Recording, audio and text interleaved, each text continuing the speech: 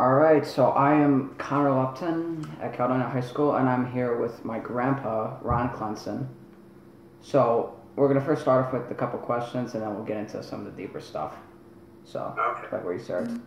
All right, so I'm with Ron, and what is your birthday? 4245. Where were you born? Like what town? Richmond Hill, Queens. In the Queens. How many brothers and siblings do you have? Well, I had one sister and two brothers. And you had a mom and a dad? Correct, mom and dad, right? All right, great. Oh, did you like it in where you were born? Did you like the area? I liked it, yeah. Yeah. Did you guys move around a lot? Did you guys stay in the same place for a long time? Well, when I was born in Richmond Hill, Queens, New York. And then we moved to California, Canoga Park, San Fernando Valley in California. Stayed there for 5 years. And then we came back to New York and moved to Amityville, New York. Stayed there for about a year. And then we moved to Oakdale, Long Island, New York. And we stayed there about 8 years. Did you like? And then I got married. And Grandma and me moved to Central Islip, New York, on Long Island. And then from there we moved to Holtzville, New York, and that's where we live now. Did you like all the places that you moved? I personally only bought this house that we were. Oh, did we like where we? Yes, we liked it. Yeah. Why did you move out to California? Was it for your father's job or your mother or? Well, my mother missed my sister's children. Why did we move there? Because after my dad died, my mom wanted a change of pace, and we moved to California.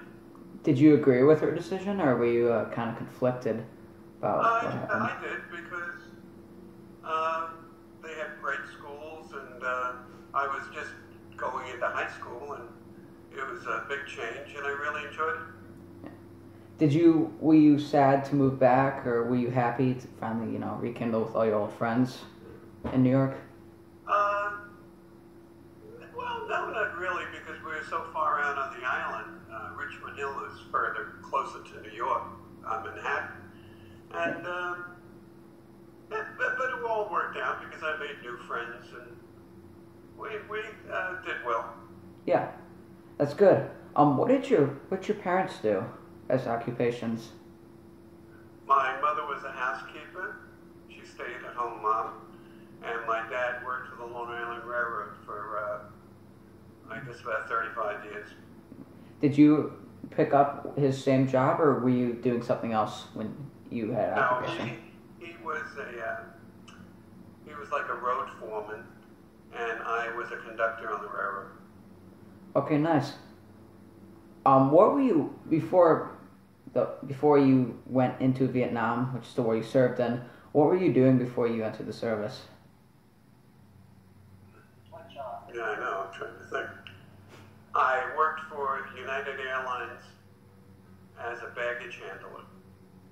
So you worked at airports and helped with the baggage into the airplanes? I worked in LAX first. After graduation from high school, I worked for them in Los Angeles Airport. And then when we moved, I transferred to JFK in New York. Did you like your job? It was okay. It wasn't bad. Yeah. Yeah, it seems like it's like a blue-collar job, but so before you entered, service, how did you end up entering? Did you get enlisted or were you drafted? No, I was drafted. How did you feel about yourself getting drafted? Were you disappointed, excited, anxious? Probably more anxious than anything. Yeah. Yeah, were you somewhat curious of, what you were about to endure, or were you ready for the challenge? No, I was nervous. I was very nervous. I think everyone was nervous going over to Vietnam. Did you develop like a close relationship with the people you served with? Only a few people. Yeah. Yeah. Were you what branch were you with them? The Army. You in the Army? Were you like in the infantry or airborne? I was assigned to the 199th Light Infantry Brigade, but I was a combat engineer in the 87th Engineers. What did you do as a combat engineer? Like, what was your specific job? Specialty was a demolition specialist. Oh, okay. So you blew up bridges and buildings, stuff like that. Well, yeah, but we tried to build bridges rather than blow them up. Yeah.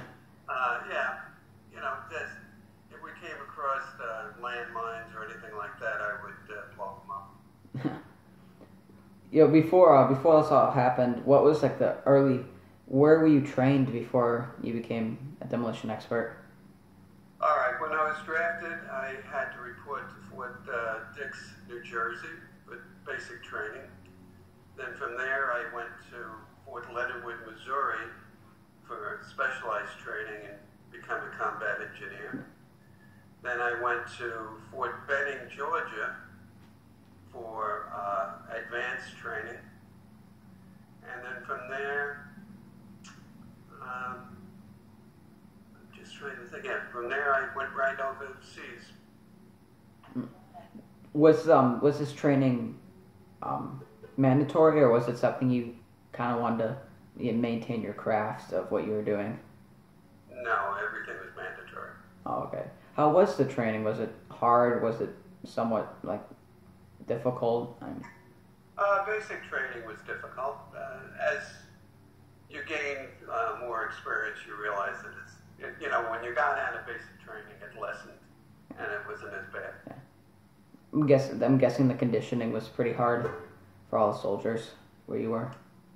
Well, when I got drafted, it was at the height of the Vietnam War, and I remember getting to Fort Leonard Wood, Missouri, and they had condemned barracks with big boards across it reading condemned. They just took them off, and they told us, make home. Go inside and make your beds. Yeah. How was that? How was adapting to that military life that you were starting to accept?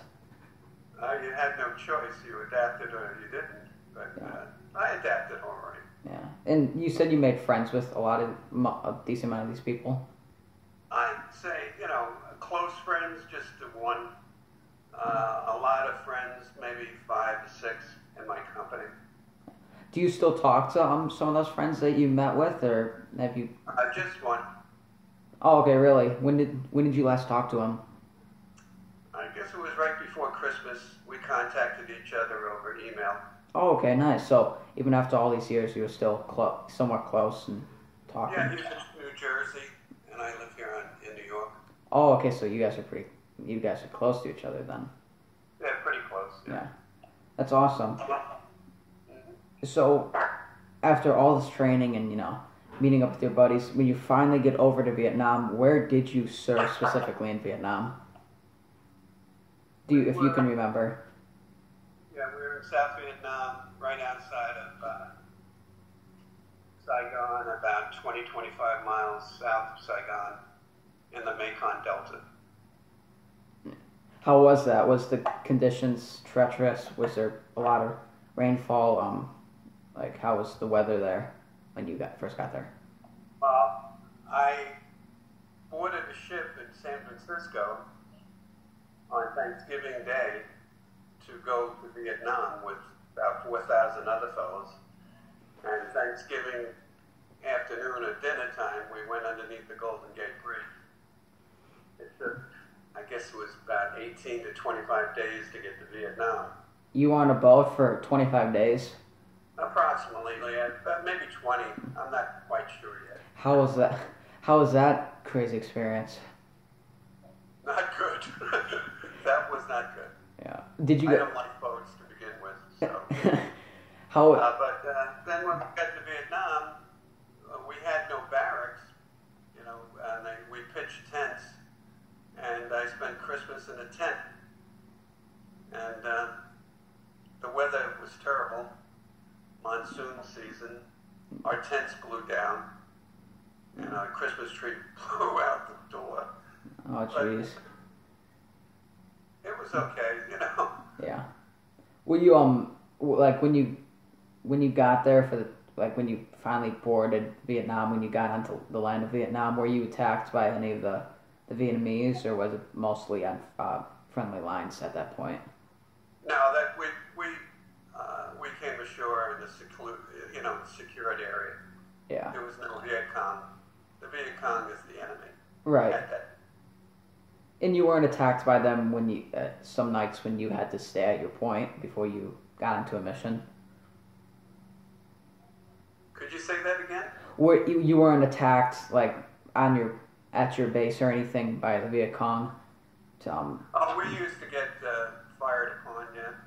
oh, okay. No, like serious invasions though on your bases, or was it just minor like groups of Well, Viet Cong? not in the neighboring base where General Westmoreland was. I remember one evening they blew up the demolition depot in the main camp, and it was quite an explosion. But the Viet Cong Wow. infiltrated the perimeter, and they blew up the demolition or the ammunition dump. You blew up their ammunition dump, or they blew up yours? I was a few miles away, but it rocked the building that we were in. Oh wow! So the same art that you were participating in was being used against you. No, they didn't get anything out of it. They just blew it up, you know. Oh, okay, yeah, yeah. That's crazy. How was that? How did you feel after that happened? I felt like, I guess if they can get into that camp, they can get into ours. Yeah. So you became a lot more cautious after that experience. I think everybody did, yeah. Yeah. Were you guys? What were your emotions after this? Were you like far from being nervous, or were you like what were you feeling? You get calloused, and you get used to a situation, and you do the best you can, and you keep your eyes open and your head down. That's all. Yeah. Yeah. How long did it take you long to learn this, or was it mostly just ingrained to you through your training and those early days of? No, it came early, you know. Yeah. I bet it had to through all the things that were going on. Oh yeah. Yeah. Yeah, that's incredible. So we talked about friendships and stuff. Were you able to stay in touch, with grandma and your family back home? Was it difficult? Did you have to like write letters, or how did that work? Yeah, like now they have telephone service and all this, and like in Afghanistan, and then we didn't have any of that. We wrote letters back and forth, Yeah. and that was it. How often did you contact your family, would you say? I used to write a letter almost every night, and I pretty much got letters almost every day.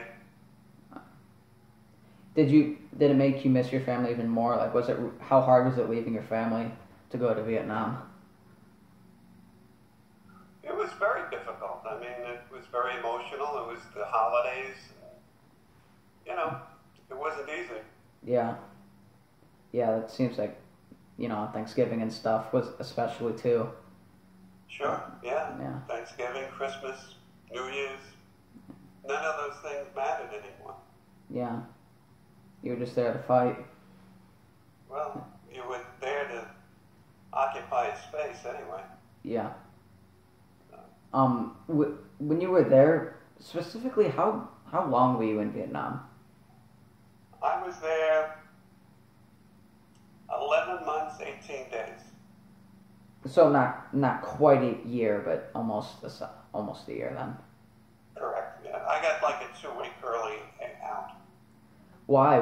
Did you just because? It was just a rotation situation where the guys available to replace me were coming in, and I basically had to leave. So they gave me an early out because I served my time. And the other fellows were just coming in. Right. So they were just starting. I was finishing. Right. Yeah, and before you left, how like what would you say was the main point of your time in Vietnam? Like, what were the big battles that you served in, or the really intense moments that you had to endure? Well, that's a difficult question to answer. I mean, there was a lot of different scenarios, and being in a support situation where I was a demolition specialist, I would sometimes go out with the infantry at that when they went out, or other times if they ended up needing me, they'd call, and I'd go out by helicopter and do my thing.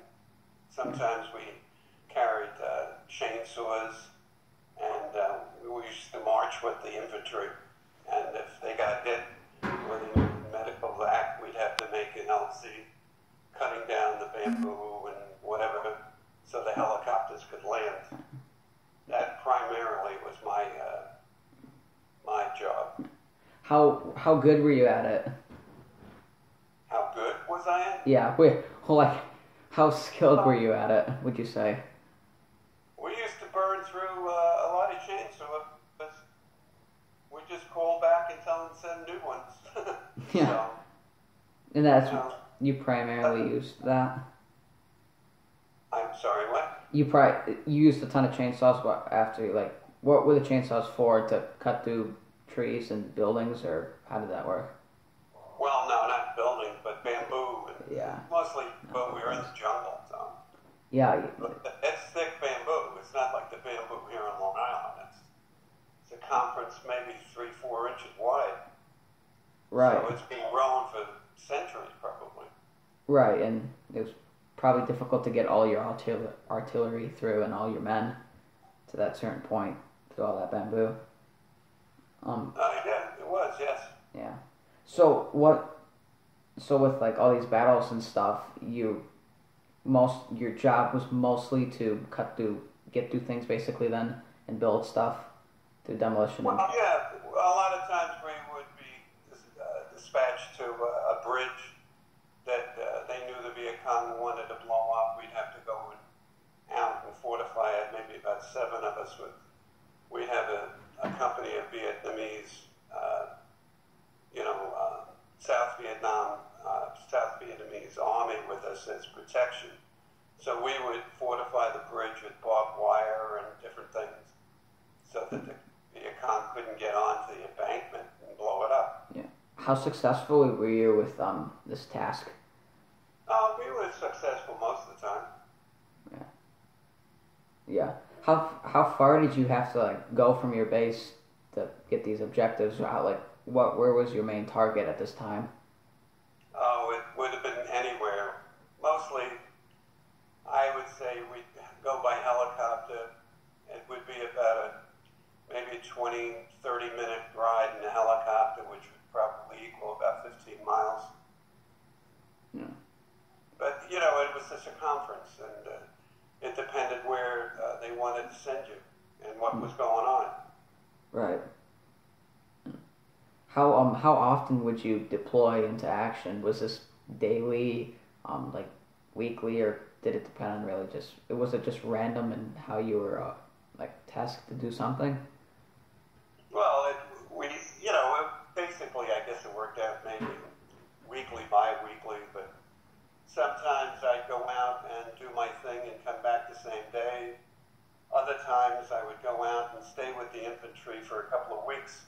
So, yeah, they'd be marching through the jungle, and I'd be right there with them. Yeah. As you went through all this battle, what were your emotions witnessing all the destruction, like the casualties of the people around you and the enemy as well, because that was probably tough as well, having to deal with that. Well, we never really worried too much about the enemy casualties, but our own, like I said, my part would be to make sure that the helicopters could land safely and cut down any debris in that would obstruct their landing. And there were casualties. It was a war, so. What were your emotions witnessing all this happening? Like, was it really obviously it was difficult, but did it like restrict you from performing your job? Would you say what you were doing? No, no, it wouldn't deter me from doing my job, but it certainly was scary. I mean, at times it's scary when somebody's shooting at you. Yeah. What did you what weapons did you use to well first off you would use guns and stuff, but specifically what types of guns, what artillery I did used to you use? carry an M16 and a 45. Okay. Sometimes a grenade launcher I'd have.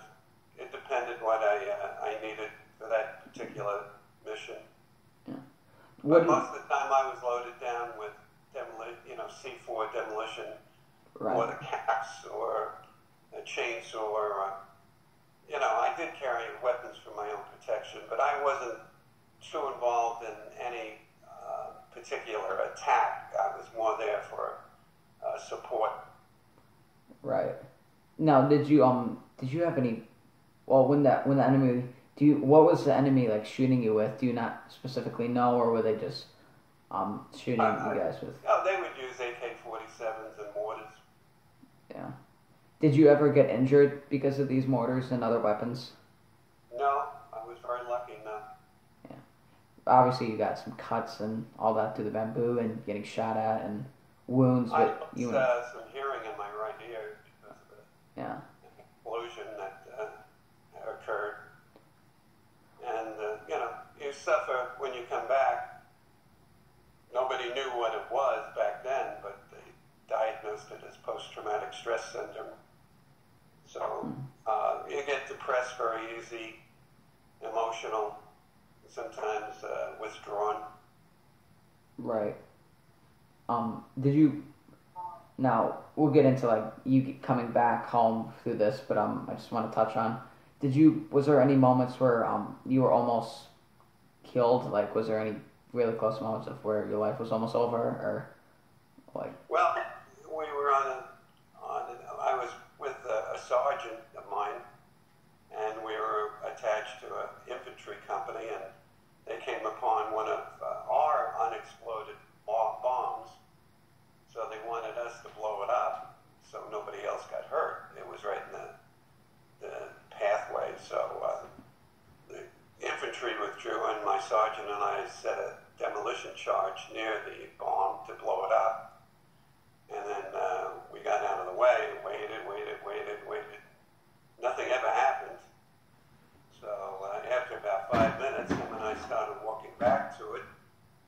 And boom, it went off. We were about 30 yards from it. And it went off and knocked us right off our feet. And I had a ringing in my ear, and I had it for years after that. But luckily, him and I were both okay. did you recover from your hearing or is it still not as good today? Now I wear 2 hearing aids. But I still have tinnitus. I have ringing in my ear to this day. Really? Yep. Wow. It's crazy. Yeah.